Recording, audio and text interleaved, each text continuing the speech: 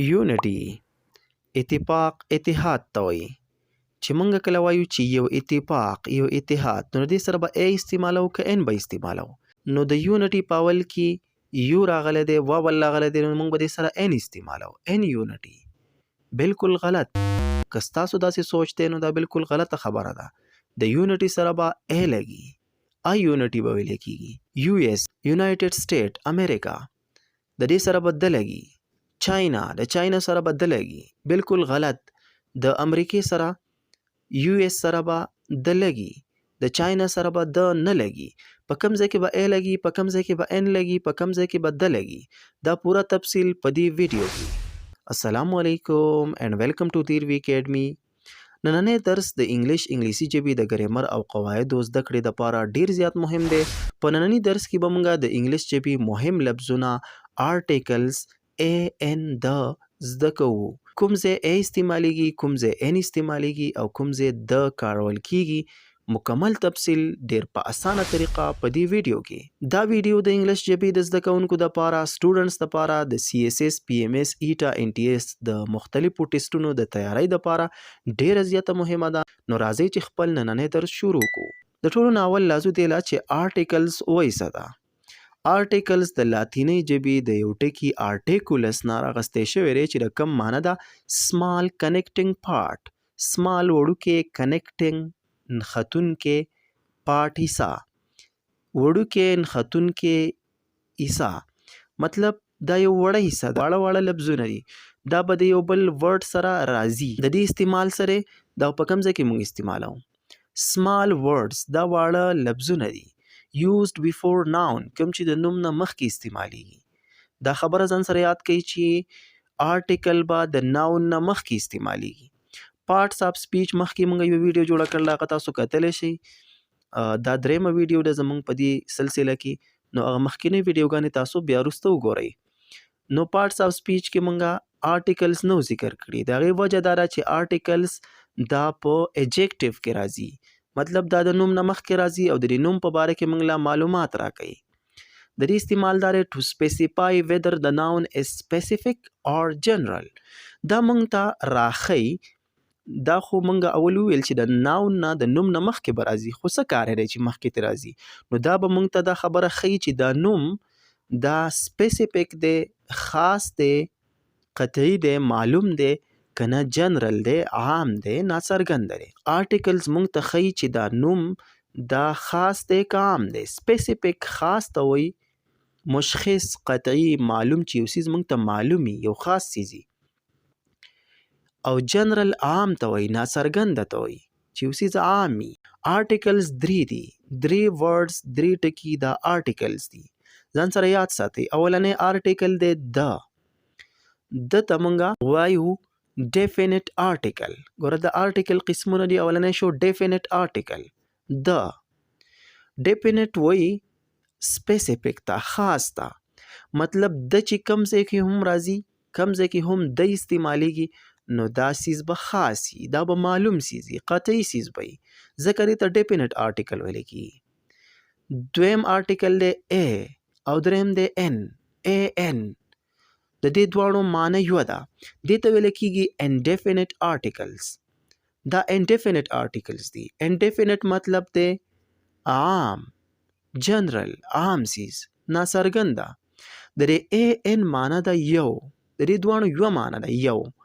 ګوره اکثر چې کله موږ خبرې کوو نو موږ دا ډېر استعمالوو. یو کتاب یو قلم یو مڼه. نو په پښتو کې موږ یو یو استعمالوو. خو په انګلیسي ژبه کې دې دپاره دوه ورډز دوه لفظونه استعمالیږي ا یا ان. لکه یو کتاب ا بک یو قلم ا پن یو مڼه ان اپل. ګوره ځینې ځایونو کې ا استعمال ځینې ځایونو کې ان استعمال شو. نو په انګلیسي ژبه کې ا او ان استعمالیږي. د دې استعمال به موږ وایو چې کوم ځای کې به ا استعمالیږي کوم ځای کې به ان استعمالیږي. او نننی چې زموږ کوم درس دی دا ډېر زیات مهم دی ځکه چې اکثر تاسو انګلیسي ژبه کې د اورئ د لفظ اورئ ا اورئ ان اورئ نو د دې استعمال به تاسو مکمله توګه باندې نه زده کوئ. اوس راځو تفصیل ته. indefinite articles. اول به موږ وایو چې indefinite articles او د هغې تفصیل. indefinite articles مخکې موږ ویل چې دې کې یو دی A او بل دی N او انډیپینټ ورته ځکه وایي چې دا د هغه څیزونو دپاره استعمالیږي کوم چې جنرالي عامي ناڅرګند دی موږ ته نه معلوم. نو په دې کې یو A دی او بل N دی دا به کم ځایونو کې استعمالیږي. نو اولنۍ خبره ځان سره یاد ساتئ چې دا به د سینګولر سره استعمالیږي د واحد سره به استعمالیږي د یو څیز سره. د سینګولر پلورل د دې په باره کې مونږ یو تفصیلی ویډیو اپلوډ کړی دا چې د سینګولر نه پلورل څنګه جوړی د یو نه به ډیر څنګه جوړی هغه ویډیو در سره بیا وګورئ. خو دا یاد ساتئ چې دا به د سینګولر سره استعمالیږي ځکه چې د A او N معنی هم د یو نو چې یو معنی دا نو ته ډیرو سره خو نشي استعمالولی دا به د یو څیز سره استعمالی.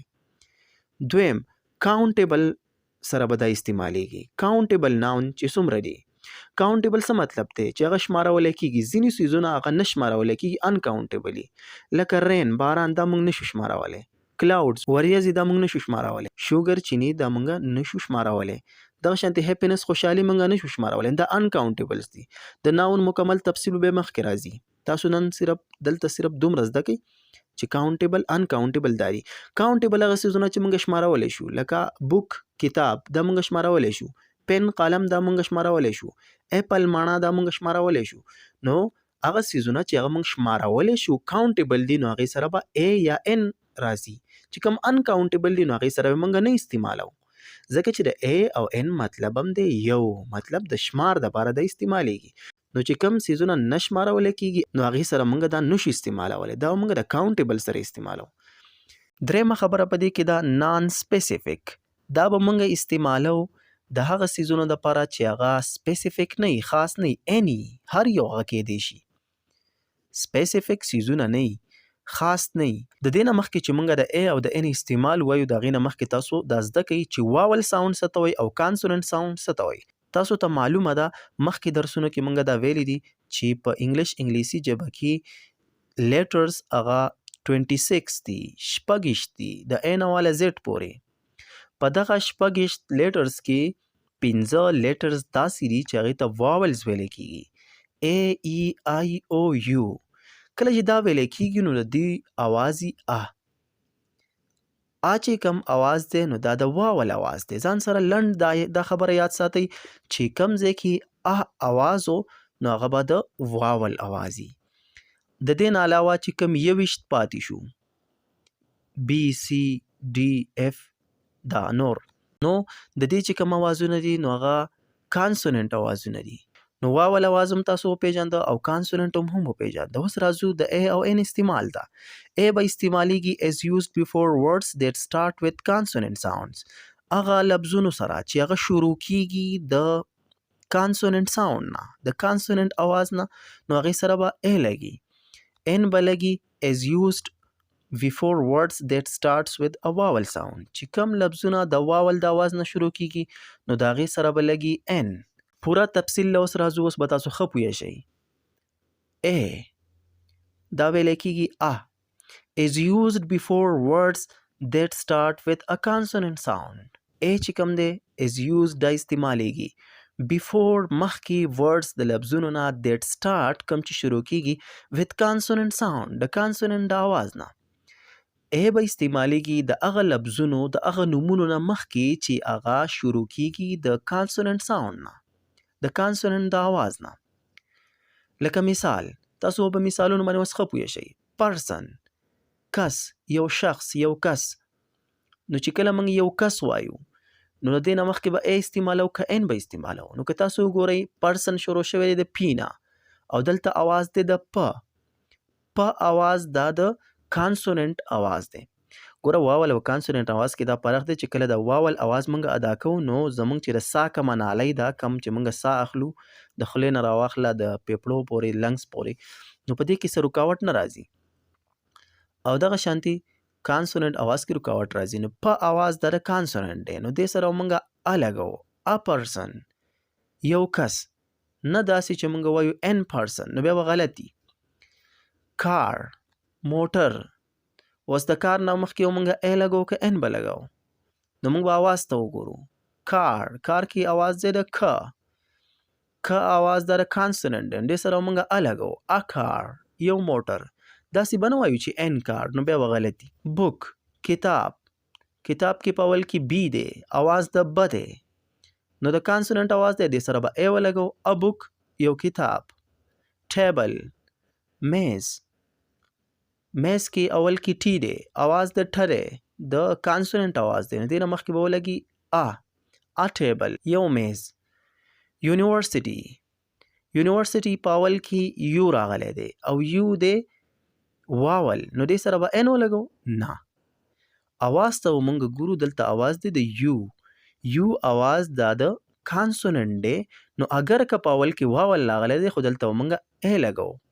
ا یونیورسيټي یو پوهنتون ځکه چې اواز د کانسوننت دی مونږ به اواز ته ګورو. یونټي. یونټي کې اواز د یو دی د کانسوننت اواز دی نو ا یونټي به وایو. یو اتفاق. یونیک. یونیک هغه څیز ته وایي چې د هغې په شانتې بل څیز نه وي، هغه جدا څیز وي د هغې په شانتې بل څیز نه وي نو هغې ته وایي یونیک. د دې په اول کې په شروع کې اواز دی د یو. یونیک نو یو اواز د کانسوننت دی نو دې سره به ای لګي. ا یونیک. اوس راځو ان ته چې ان به په کم ځایونو کې استعمالیږي. ان از یوزډ. ان به استعمالیږي بیفور مخکې ورډز د لفظونو نه دیټ سٹارټ کم چې شروع کیږي ود ا واول ساوند د واول د اواز نه. مطلب ان به لګي د واول د اواز سره هغه لفظونه هغه نمونه چې د هغې په اول کې اواز د واولي نو هغې سره به لګي ان. اولنی مثال دی آرډر. آرډر وایي حکم ته نو دې نه مخکې به ای لګي که ان نو د دې په اول کې اواز دی د آرډر کې ا. منګ ویلو چې د واول اواز منګه لنډ داسې پیژندلی شو چې کم ا اواز و د ا اواز و نو هغه به واول ساوند وي. آرډر د دې نه مخکې به لګي ان. ان آرډر یو حکم. اپل. اپل په اول کې ا اواز دی ا. ان اپل یو مڼه. آنیسټ.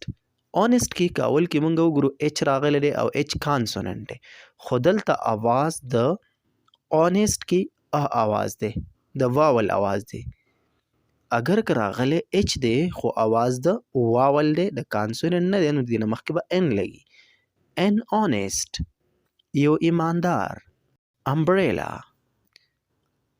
د امبریلا په اول کې ا اواز دی نو د امبریلا په شروع کې ا اواز دی نو ان امبریلا یو چترۍ. آنر. ان آنر. آنر وایي چاله عزت ورکول نو ان آنر یو عزت. اورنج. مالټه. ان اورنج یو مالټه. انجینیر. ان انجینیر د دې ټولو په شروع کې په سٹارټ کې واول ساوندونو ځکه موږ دې سره ان ولګو. اوس دا مثالونه موږ کوو دا تاسو په خپله هم کولی شئ چې تاسو تکړه شئ په دې کې چې کوم ځای کې به ای لګي او کوم ځای کې به ان لګي. هی از unknown guy نو unknown سره به ان لګي که ای به لګي نو unknown که موږ وګورو ا اواز دی په اول کې نو دې سره به ډایرکټ ان لګو ځکه چې واول اواز دی. هی از educated person نو په educated کې په اول کې ا اواز دی نو دې سره موږ ان لګو واول اواز دی نو ډایرکټ به ورسره ان ولګو. یونیفارم رول. This is a uniform rule. یونیفارم کې اواز د یو دی. یو اواز د کانسوننت دی نو ډایرکټ به دې سره موږ ای ولګو. a uniform rule. his father د هغه پلار MBBS ډاکټر. MBBS ډاکټر دی یو MBBS ډاکټر دی نو اوس په MBBS سره موږ ان لګو که ای به لګو نو MBBS کې اول کې اواز اواز MBBS ای نو د واول اواز دی نو دې سره موږ ډایرکټ ان ولګو. اگر که ام راغلی دی او ام کانسوننت دی خو اواز د واول دی نو ځکه دې سره موږ ان لګو. his father is an MBBS doctor. اوس راځو ډیفینټ آرټیکل ته. ډیفینټ آرټیکل موږ ویلی و چې ډیفینټ وایي خاص ته قطعي ته خاص څیز نو دا موږ سره ډیفینټ آرټیکل دی. اوس دا به کوم ځای کې استعمالیږي. is used دا استعمالیږي to refer to a specific noun چې یو خاص noun کله موږ ذکر کوو نو هغې سره به د لګي. that is already known کم چې د وخت نه موږ پیژنو کم موږ ته معلومي موږ یې پیژنو صحیح راته معلومي نو دغې سره به د لګو. or has been mentioned before یا مخکې هغه منشن شوی، مخکې هغه ذکر شوی، هغه څیز موږ ته معلوم یو ځل ذکر شوی، نو دغه خاص څیزونو سره سپیسیفیک خاص قطعي څیزونو سره به د لګي. لکه یو مثال موږ اخلو، ما سره دا یو پن دی، قلم دی، خو دا قلم ماله زما ملګري په تحفه کې راکړی دی، دا یو خاص قلم دی، نو زه به ویم د پن. د مې ځکه ولګو چې دا یو خاص قلم دی او دا موږ ته معلوم دی چې دا ولې خاص دی. دا یو بل قلم دی ما سره، بل پن دی او دا یو عام پن دی، نو دې دپاره به زه ویم ا پن، یو قلم. ا مطلب any، هر یو، مطلب دا یو عام څیز دی او دا بل پن خاص دی. نو د عام دپاره به ا یا ان استعمالیږي او د خاص دپاره به د استعمالیږي. اوس uses of the، uses استعمال of the د به اوس مونږه کم ځای کې کم ځایونو کې به مونږه د استعمالو. نو اولنې چې کوم استعمال دی هغه دی سپیسیفیک، خاص، چې یو څیز خاصي قطعي مونږ ته معلومي، نو هغې سره به مونږه د لګو. لکه مثال the book on the table is mine. the book، دا کتاب on the table چې په میز باندې دی is mine، دا زما دی. نو اوس د کتاب دا زه یو خاص کتاب یادوم چې په دې میز باندې چې کوم دا کتاب پروت دی، دا خاص کتاب دا زما دی. نو خاص دپاره مونږه د استعمال کو. please close the door، مهرباني وکړه دروازه بنده کا. نو دلته دا دروازه د ډور نه مخکې مونږه د ولګاو. ولې؟ ځکه چې د کمرې دا خاص دروازه زه یادومه چې دا دروازه بنده که. نو دا دروازه خاص ده، د کمرې دروازه ده، نو دغې ته به زه ویمه د ډور. دویم استعمال دی یونیک تھنګس، هغه څیزونه چې د هغې په شانتې بل څیز نه وي هغې ته یونیک وایي. نو د یونیک څیزونو سره به مونږه د استعمالو. لکه مثال په طور باندې the sun is shining، نور پړقېږي. سن، نور نه مخکې مونږه د استعمال کو، ځکه چې د نور په شانتې بل څیز نشته، دا نور دا یونیک څیز دی، نو ځکه مونږ ویل د سن. the moon looks beautiful، مون سپوږمۍ looks ښکاري beautiful ښایسته. نو د مون سپوږمۍ نه مخکې مونږه د استعمال کو، ځکه چې د سپوږمۍ په شانتې بل څیز نشته، دا یو خاص څیز. د stars، ستوري، د ارت، ځمکه، دا ټول یونیک دي، مطلب ځمکه هم د دې په شانتې بل څیز نشته، د ستورو په شانتې بل څیز نشته، نو دا ټول یونیک څیزونه دي.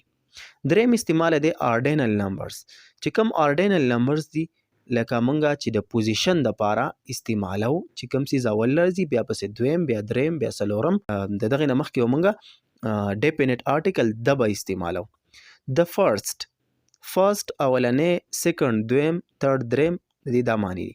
د فرست، د سیکنډ، د تھرډ، د فورت، مطلب د ټولو نه مخکې به مونږه د استعمالو. بل استعمال د دی when noun is mentioned، when کله چې noun is mentioned، noun ذکر شي، نوم ذکر شي for the second time، په دویم ځل. کله چې یو نوم یو پیر ذکر شوی او بیا دوباره هغه ذکر کړی شي، نو دغلته به د لګي. لکه مثال په طور باندې شي، هغې باټ واغسته، ا بوک یو کتاب، هغې یو کتاب واغستو، شي باټ ا بوک. the book is interesting، دا کتاب په زړه پورې و، ښایسته و. نو اوس ګوره هغې کتاب واغستو، شي باټ ا بوک. نو دلته د بوک کتاب نه مخکې د نشته، خو چې بیا دا کتاب مونږ په دویم ځل ذکر کوو، د بوک از انټرسټینګ، نو بیا به د بوک نه مخکې، کتاب نه مخکې به د لګو. چې یو څیز یو پیر ذکر شوی دوباره ذکر کیږي، نو د هغې نه مخکې به د لګي. بل استعمال د دی ریورز، سیندونو سره، سیز، اوشنز، سمندرونو سره. سمندرونو چې کوم نمونه دي، سیندونو نمونه دي، ډیزرټ، د صحراګانو نمونه دي، ان ماونټین رینجز، او د ماونټین د غرونو چې کومې سلسلې دي، غټې غټې سلسلې دي، د هغې چې کوم نمونه دي، نو هغې سره به د لګي. لکه مثال د انډس ریور، انډس دا د یو سیند نوم دی، دریایي سیند چې ورته وایي، نو د دې نه مخکې د ذکر شو، د تې ولګېدو، نو د انډس ریور به مونږ وایو، د سیند نوم دی. د پیسیفیک اوشن، بحر الکاهل، دنیا کې د ټولو نه غټ سمندر دی، پیسیفیک نوم دی د هغې.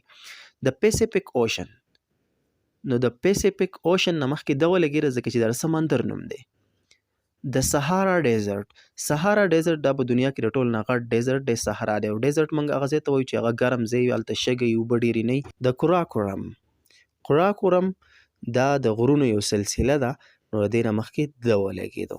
بل استعمال یې دی نیوز پیپر نیمز، د خبرپاڼو د نومونو سره. د خبرونو چې کوم پاڼه اخبارونه د هغې د نومونو سره به همیشه دپاره د لګي. د ایکسپریس نیوز، د نیویارک ټایمز. ایکسپریس نیوز دا یو اخبار دی، خبرپاڼه ده، نو دې نه مخکې د ولګېده. نیویارک ټایمز دا هم یو خبرپاڼه ده، نو دې نه مخکې د ولګېده. د کوم څیزونه چې موږ ذکر کوو د دې د کوم څیزونه چې موږ ذکر کوو د دې سره به همیشه دپاره د لګي. استعمال دی د هولي بوکس، هولي بوکس سره. مقدس چې څومره کتابونه دي نو د هغې سره به د لګي، لکه د هولي قرآن، د بایبل. بل استعمال دی ګروپ آف کنټریز، د ملکونو چې کله ګروپي، مطلب ډیر ملکونه رايوځای شوي، هغې له یو نوم ورکړی شوی، نو د دې سره به د لګي.